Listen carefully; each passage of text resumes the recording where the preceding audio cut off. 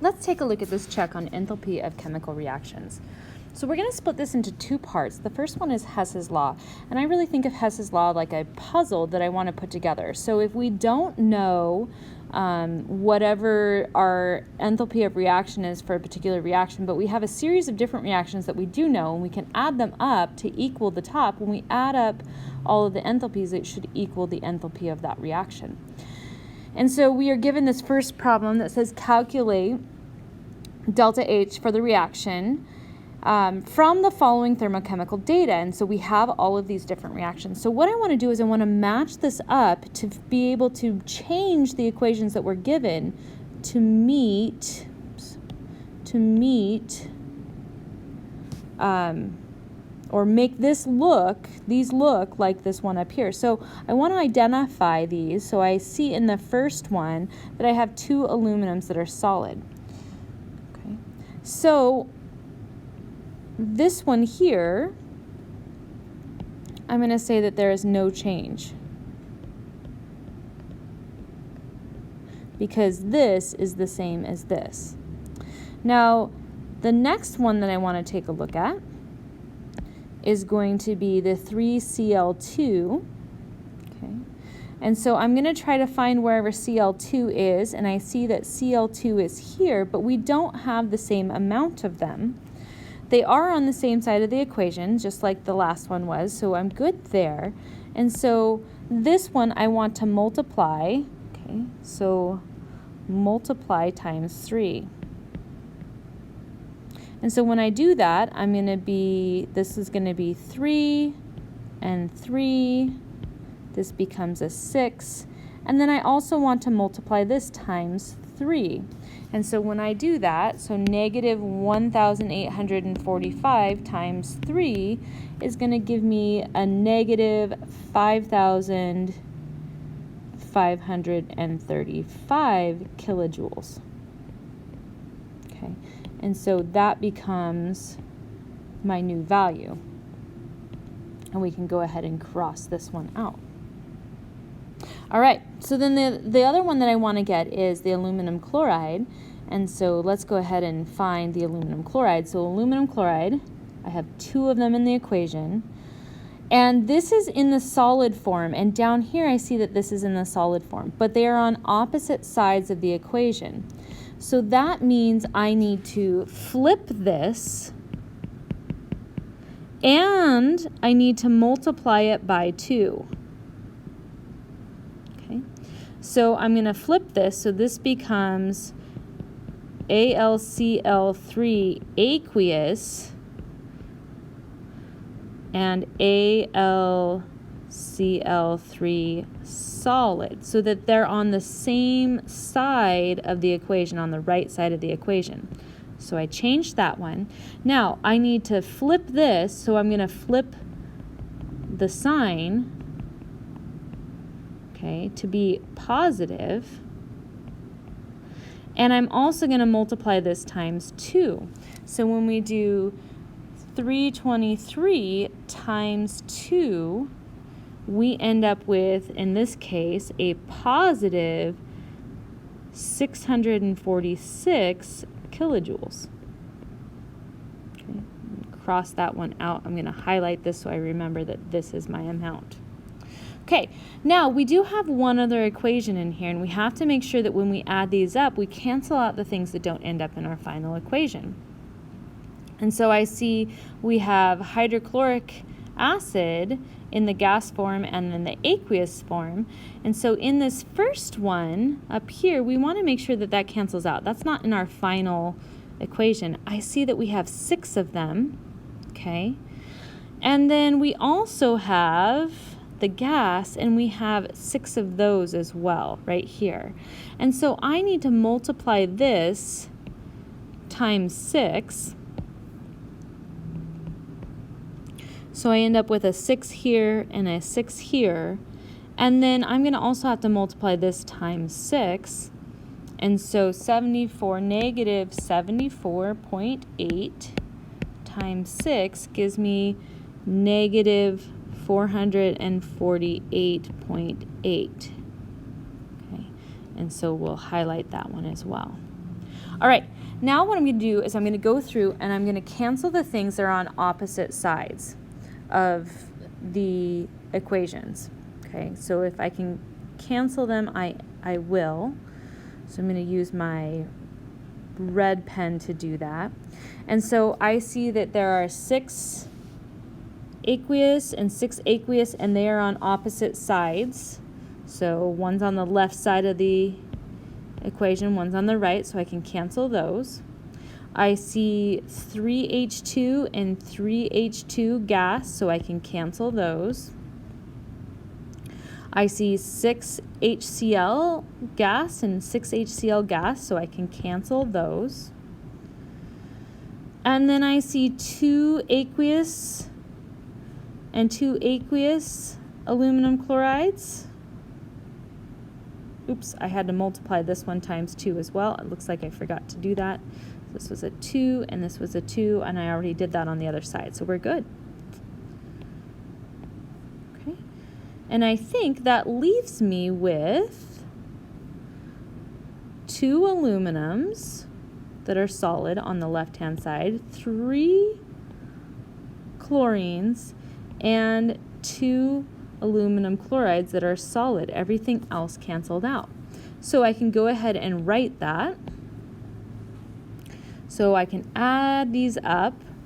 Okay, so add them up, and we end up with 2 Al solid plus 3 Cl2 gas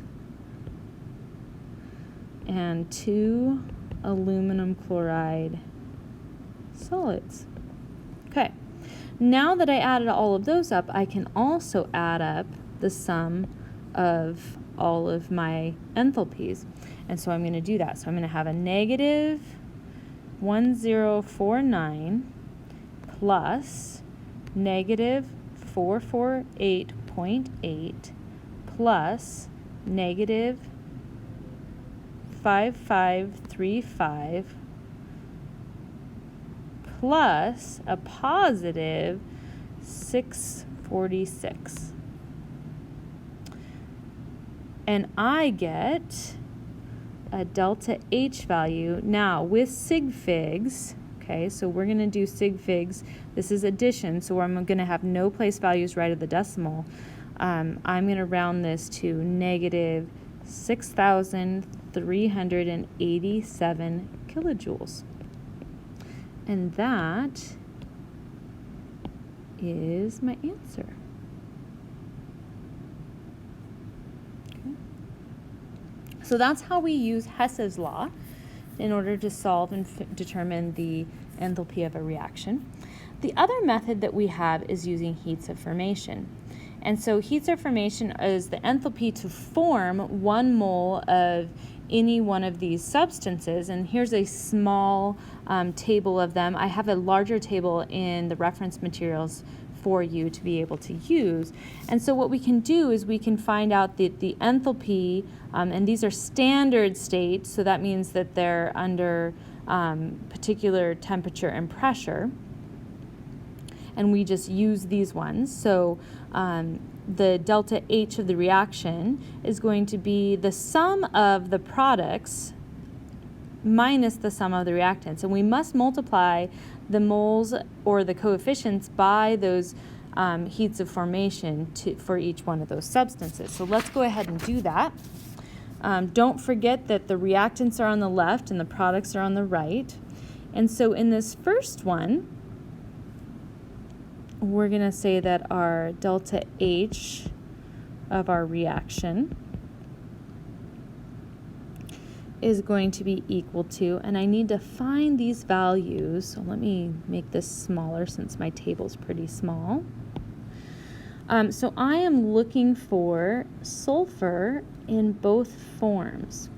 And we notice that our product is the monoclinic, and so we're going to put that value first. So I'm going to have the 0.030, and then I'm going to subtract from that. There's no coefficient, so I don't have to multiply them by anything. I'm going to subtract from that the 0.0, and my answer ends up being 0.0 or excuse me, this was 0.0.30. I had an extra 0 in there.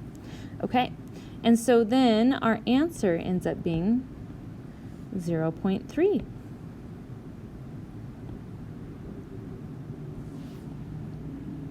And I guess I should put on my kilojoules per mole. And the reason I know that is up here, it's telling us that that's in kilojoules per mole. Okay, let's do the next one. So the next one gets a little more complicated. We're going to have to use a couple extra things. So when we look at these, let's just talk about what our overall reaction is for this one. So our enthalpy of our reaction at standard states is going to be the products. And I have to multiply this times 2. So it's going to be 2 times the heat of formation for NH3. I'm just going to model this all the way out. And that's the only product that we have, minus, I'm going to have 3 times the heat of formation for H2 plus, because it's the sum of those, there's only 1, so it's going to be the heat of formation for N2. Okay. So now I want to go up to that chart and grab my values. Let's change this. So we're going to have H2, N2, and NH3. And one of the things that you'll notice is that N2 and H2, let me find my H2 here, are 0. And that's because that's how we find those in nature at standard state temperature and pressure. And so those ones are going to be 0. So if you see the zeros, we don't actually have to put them in, but I'm going to plug them into this first one just to model how the whole thing looks. So our delta H of our reaction is going to be 2 times that value for NH3, which is negative 46.19, minus 3 times 0 plus 0. I know that's a little arbitrary, but I just want to put that in there for now. Okay, so delta H of our reaction, we know that all the zeros are just going to be equivalent to 0, so I want to do 2 times negative 46.19. And I get negative 92.38, negative 92.38 kilojoules per mole. Or just kilojoules. Actually, we can just do kilojoules, can't we? We'll just do kilojoules.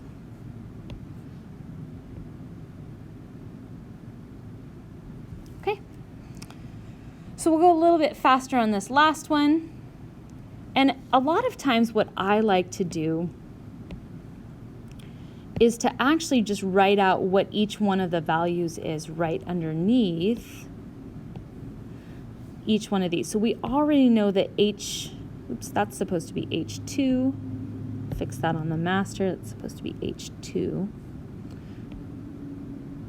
Okay, we already know that H2 is 0. Fe is actually 0 as well, and so we can go up here and we can find it. Fe is 0. It's under standard state. Fe2O3 is not 0 though, so we're going to go 0 here. Fe2O3 is negative 822.1. And then for water, and we have to make sure it's in the gas state, so the state of matter matters in this case. So we want the one that's the gaseous state, and that's negative 241.8. Okay, so a lot of times I just like to write my numbers right underneath there. And let's go ahead and plug these in. So I'm going to have my products.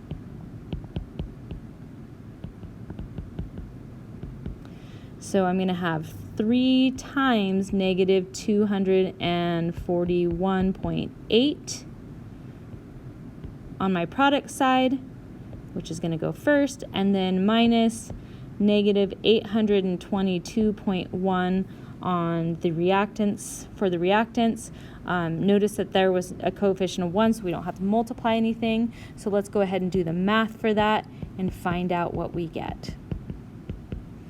3 times negative 241.8 gives us a negative 725.4, and then I'm going to subtract from that a negative 822.1, and I get a value of 96.7 kilojoules.